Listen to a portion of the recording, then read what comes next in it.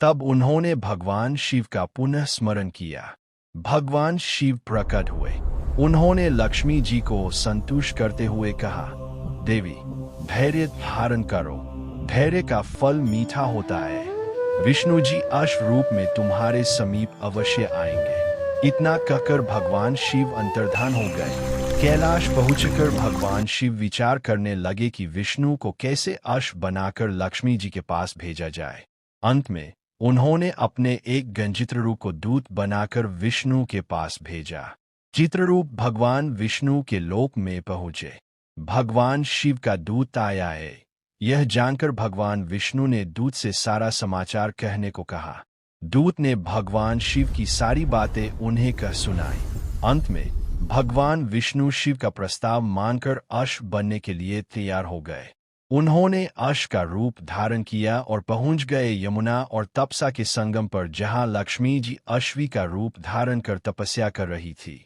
भगवान विष्णु को अश्व रूप में आया देखकर अश्वी रूपधारी लक्ष्मी जी काफी प्रसन्न हुई।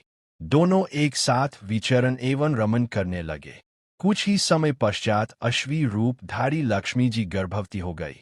यथा समय अश्वी के गर्भ से एक सुंदर बालक का जन्म हुआ।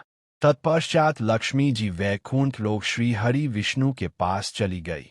लक्ष्मी जी के जाने के बाद उस बालक के पालन पोषण की जिम्मेवारी ययाति के पुत्र तुर्वसु ने ले ली, क्योंकि वे संतानहीन थे और पुत्र प्राप्ति हेतु यज्ञ कर रहे थे। उस बालक का नाम ऐहय रखा गया। कालांतर में ऐहय के वंशज ही ऐह्यवंशी कहलाए। विशेष इस पौराणिक कथा से स्पष्ट है कि जिस तरह गाय में 33 कोटि देवता माने जाते हैं, उसी तरह अन्य कई पशु पक्षियों में देवताओं का वास होता है। 5 पशु से है, जिनकी संज्ञा तामसिक व्रतियों से दिए वे बकरे, महिष, ऊंट, बिलाव एवं मेढाए काम, क्रोध, मद, लोभ एवं मोह का प्रतिनिधित्व करते हैं। 8 इनका मांस एवं दूध तामसिक प्रवृत्ति का निर्माण करते हैं। इन पशु पक्षियों को आहार खिलाने से वैश्वानर यज्ञ के पुण्य प्राप्त होते हैं। 2 इस पौराणिक कथा को पढ़कर यह सत्य भी उजागर होता है कि पुनर्जन्म की अवधारणा सत्य है।